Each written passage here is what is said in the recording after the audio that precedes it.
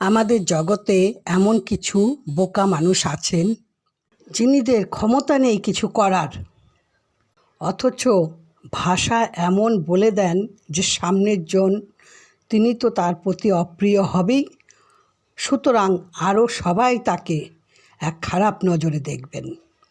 অথচ এমন মানুষরা খুব প্রিয়র হয় এবং কিছুই তারা খারাপ জিনিস করতে পারেন না।